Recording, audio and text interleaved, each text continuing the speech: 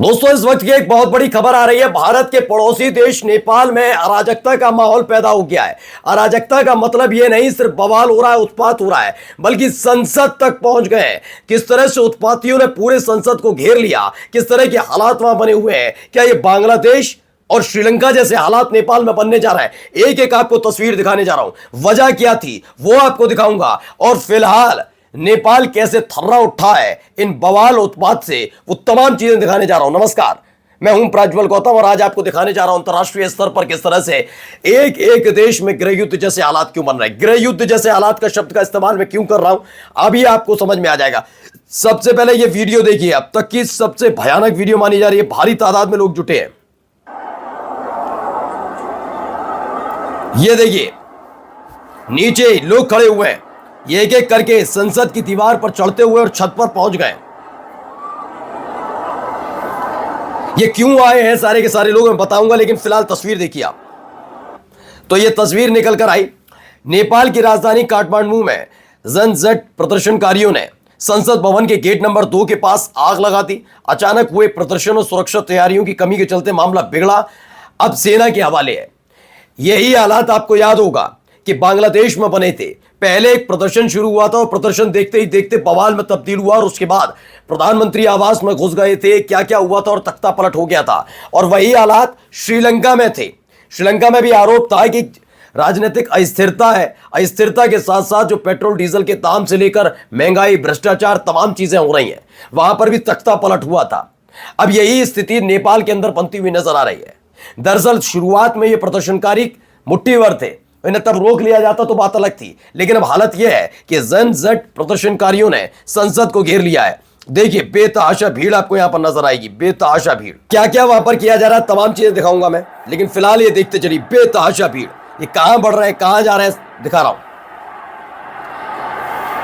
डर सिर्फ नेपाल को तख्ता पलट का है।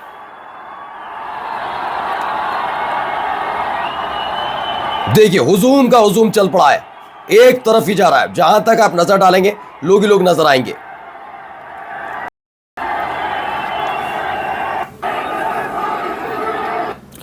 यह नारेबाजी हो रही है, लोगों में गुस्सा है। पहले मैं इस खबर को बता देता हूं। दरअसल इसमें है कि प्रधानमंत्री और उनकी सरकार पर भ्रष्टाचार के आरोप लगे थे। प्रधानमंत्री सारे काम अपने बिजनेसमैन दोस्तों के लिए कर रहा था। यह आरोप लगा कि ये सब चीजें वहां पर की जा रही हैं। जनता सोशल मीडिया पर इसका विरोध कर रही थी, तो प्रधानमंत्री ने सोशल मीडिया ही बैन कर दिया। भ्रष्ट प्रधानमंत्री के खिलाफ जनता सड़क पर उतर गई है। यह नेपाल की खबर बताई जा रही है कि भ्रष्टाचार के गंभीर आरोप थे। बताया गया था कि उनके कुछ अपने पर्सनल बिजनेसमैन थे, जिनके लिए पूरी की पूरी सरकार को नतमस्तक कर दिया गया था। और जब यह नतमस्तक वाला खेल निकल कर सामने आया था, उसके फौरन बाद प्रधानमंत्री को लगा, वहां के जो प्रधानमंत्री उनको लगा कि नहीं, हालत बिगड़ रही है और सोशल मीडिया पर इसका ज्यादा विरोध हो रहा है, यह विरोध लगातार बढ़ता जा रहा है, तो फौरन ही सोशल मीडिया को बैन किया गया। और उसके बाद देखिए क्या स्थिति है। अब जनता सड़क पर न केवल उतरी है, बल्कि संसद तक पहुंची। देखिए, नेपाल की संसद में घुसे प्रदर्शनकारी। ये बड़ी खबर दैनिक भास्कर से। भ्रष्टाचार के खिलाफ 12,000 युवाओं का प्रदर्शन, पुलिस ने वाटर कैनन, आंसू गैस छोड़ी। इसमें एक की मौत का दावा किया जाए। यूथ अगेंस्ट करप्शन, इसके तहत नेपाल में जबरदस्त विरोध प्रदर्शन हो रहा है। संसद के अंदर तक घुस गए, ऐसा दावा किया जा रहा है कि संसद के अंदर घुस गए। पहले खबर क्या है, पहले समझा देता हूं। नेपाल में भ्रष्टाचार और सोशल मीडिया बैन के खिलाफ प्रदर्शन कर रहे जैन जी यानी 18 से 30 साल के युवा सोमवार को संसद भवन परिसर में घुस गए। पुलिस ने प्रदर्शनकारियों को रोकने के लिए आंसू गैस के गोले दागे, पानी की बौछार की, कई राउंड फायरिंग की। काठमांडू पोस्ट के मुताबिक एक आंदोलनकारी की गोली लगने से मौत हुई। इसके अलावा कई लोग घायल हुए। 12,000 से ज्यादा प्रदर्शनकारी हैं। इन्होंने संसद के गेट नंबर 1 और 2 पर कब्जा कर लिया है। इसके अलावा संसद भवन, राष्ट्रपति भवन, उपराष्ट्रपति, पीएम आवास के पास के इलाकों में कर्फ्यू लगा दिया गया, आर्मी को तैनात कर दिया गया। लेकिन माना जा रहा है यह प्रदर्शन लगातार बढ़ता जा रहा है। चलिए कुछ और तस्वीरें देखते चलिए नेपाल के। तो हालात वहां पर किस तरह के आप सब अंदाजा लगाइए। लोग सड़कों पर हैं। नेपाल की संसद में घुसे जनजट प्रदर्शनकारी। इसमें 70 लोगों के घायल होने की खबर और एक की मौत की खबर बताई जा रही है। यानी जब बेकाबू हुई, ऐसा दावा है कि जब आगे सरकार बेकाबू हुई, तो ये 18 से 30 साल के युवा सड़क पर न केवल उतरे, बल्कि सरकार के खिलाफ विरोध प्रदर्शन शुरू किया। खबर यह भी है कि उसके फौरन बाद ही सरकार ने कार्रवाई करते हुए सोशल मीडिया को बैन कर दिया, जो सबसे बड़ा कदम बताया गया। अब कुछ कहानी सुनी सुनाई सी लग रही होगी किसी और, आपको भी लग रहा होगा, ऐसा लग रहा है कहीं हुआ है ऐसा, लेकिन जी हाँ, बिल्कुल ऐसे ही सरकारें जो आवाज दबाती हैं उनको ये लगता है कि उनके हाथ में पुलिस है, प्रशासन है, सेना है, इनका इस्तेमाल करके आवाज अपनी जो हुकूमत है वो ये दबा लेगी अपनी प्रजा की, अपनी जनता की।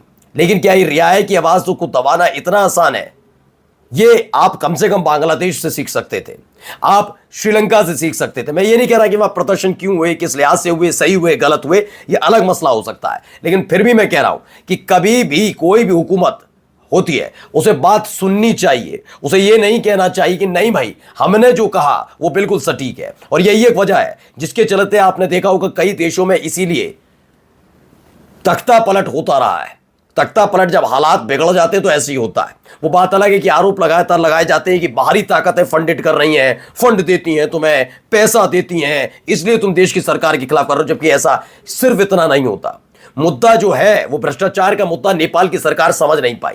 जनता ये सवाल उठा रही थी कि आपके अपने जो करीबी प्रदर्शन, वो जो बिजनेसमैन है, उनको इतना मुनाफा क्यों और उनके जरिए ही सारे काम क्यों कराए जा रहे हैं।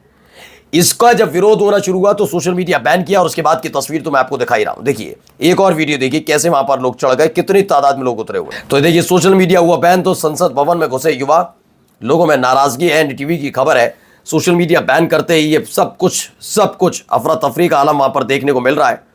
हालत लगातार वहां पर बिगड़ते हुए नजर आ रहे हैं। और एनडीटीवी ने इस खबर को बताया भी है कि नेपाल के संसद भवन में घुसे प्रदर्शनकारी, सोशल मीडिया बैन के खिलाफ बवाल, बेरोजगारी भ्रष्टाचार के खिलाफ भी प्रदर्शन हुआ है, ये खबर निकल कर आ रही है। और जाते जाते देखिए खबर, जापान में भी कुछ ऐसा ही हुआ। जापान के प्रधानमंत्री ने इस्तीफा दिया, पार्टी टूटने से बचाने के लिए पद छोड़ा। बहुमत खोने के बाद इशिबा को हटाने की मांग हुई थी। दरअसल ये पूरी कहानी बताई जा रही थी कि वहां पर लगातार इशिबा के खिलाफ चीजें तमाम चल रही थी। और तो और ये भी था कि वहां पर जो टैरिफ था वो टैरिफ लगातार बढ़ाया जा रहा था, उसको लेकर नाराजगी थी कि टैरिफ को लेकर। और इन सब के बीच जब घिरे तो उन्होंने इस्तीफा दे दिया। अब जापान के प्रधानमंत्री शिगेरू इशिबा ने इस्तीफा सौंप दिया है। और किस लिए? क्योंकि उन्होंने जनता का विश्वास खो दिया था, अपनी पार्टी का विश्वास खो दिया था। सोचिए, ये भी होता है लोकतांत्रिक तरीका। नमस्कार।